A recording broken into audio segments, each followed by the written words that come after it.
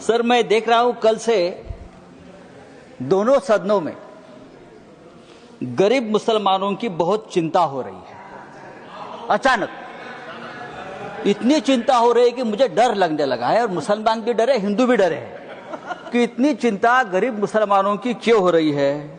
रिजू जी, मैंने आपका भाषण सुना, फिर गृह मंत्री जी का भाषण सुना। मुसलमानों की इतनी चिंता बैरिस्टर जिन्ना भी नहीं करते थे।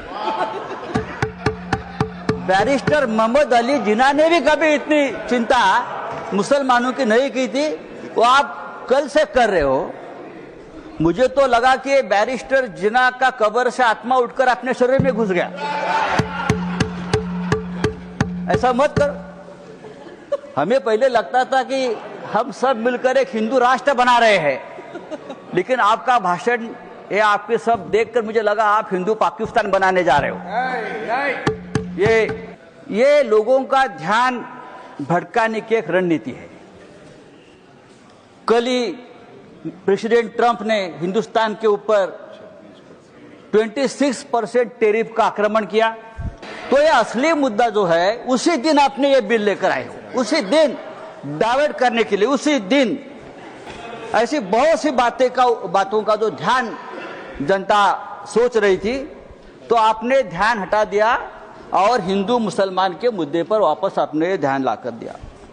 जब भी बेरोजगारी, महंगाई, आर्थिक मुद्दे आते हैं, तो आप इस प्रकार के धार्मिक मुद्दे लेकर आते हो और 2 दिन, 4 दिन, 5 दिन चर्चा आप कर लेते हो। आपको मुसलमानों की चिंता कब से होने लगी? या आप ही लोग हैं मुसलमानों को चोर बोलते हो? आप ही लोग हैं मुसलमान आपकी जमीन छीन लेंगे, आपके गले का मंगलसूत्र खींच लेंगे, आपके गाय बैल उठाकर लेके जाएंगे। मुसलमानों के, महाराष्ट्र में मुसलमानों के मटन के दुकान से आप मीट मत खरीद लीजिए, मुसलमान देशद्रोही है, टेररिस्ट है, बटेंगे तो कटेंगे। अभी आप लोग मुसलमानों की संपत्ति की चिंता कर रहे हो, आप लोग मुसलमानों की संपत्ति के रखवाले बने हो। लेकिन मैं आपको बताता हूं भाई साहब, आप मुझे कुछ मत सिखाइए, मैं बहुत पढ़ लिख कर आया हूं यहाँ, चिंता मत करिए। मैं हिंदुत्व भी पढ़ा हूं और सब कुछ पढ़ा हूं, और आप अभी नए मुल्ला बन गए हो हिंदुत्व के। आप हमें मत सिखाइए, हमारा जन्म हिंदुत्व के काम के लिए हुआ है। कल गृह मंत्री जी का भाषण में सुन रहा था, गृह मंत्री बोल रहे हैं कि हम 2025 के पहले वाली जो मस्जिद, मदरसे, दरगाह को हाथ नहीं लगाएंगे, लेकिन जो रिक्त जमीनें हैं उसे बेचकर गरीब महिलाओं का, मुसलमान महिलाओं का कल्याण करेंगे, उनमें पैसा बांटेंगे। रिक्त जमीनें, तो आखिर आप बेचने खरीदी के बात पर आ गए। जिसका डर था कि जमीन बेचेंगे, जमीन खरीदेंगे, आप चुप नहीं बैठेंगे, आप जमीन बेचकर ही रहेंगे। धारावी का जो हो गया है, अयोध्या में 13,000 एकड़ जमीन का घोटाला हुआ है। मैं राम मंदिर का नाम नहीं लूंगा।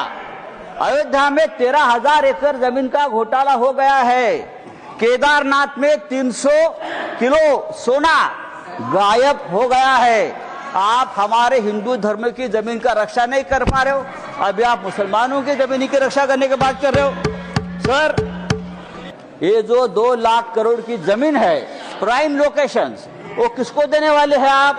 या तो खरीदने वाले एक ही, बेचने वाले भी 2 है, खरीदने वाले भी 1 है।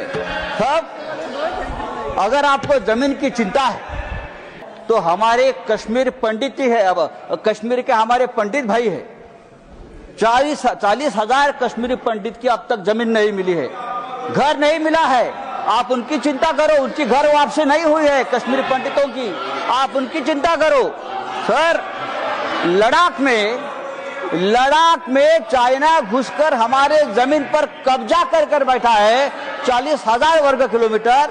आप हमारे चाइना के जो कब्जे में जमीन है, आप उसकी चिंता करो। वो जमीन का व्यवहार करना चाहते हैं। अभी तो बड़ी बड़ी बातें, मीठी मीठी बातें आप करते हो, लेकिन आप व्यापारी लोग हो। व्यापारी लोग ऐसे ही करते हैं, मीठी मीठी बातें करते हैं, और फिर ये सब बेचकर भाग जाते हैं नीरव मोदी जैसे, जो आपके ही लोग हैं, विजय मल्ल्या, मेहुल चोकसी। भाई साहब, तो मैं आपको बोल रहा हूं, ये जो बिल लाया है, thank you Sanjay ji, thank you. ये बिल हमारे समाज के हित में नहीं है, हमारे देश के हित में नहीं है। आप फिर एक बार इस देश में तनाव पैदा करना चाहते हैं, फिर एक बार इस देश में दंगे भड़काना चाहते हैं, लेकिन आप ये धंधे बंद करो। धन्यवाद।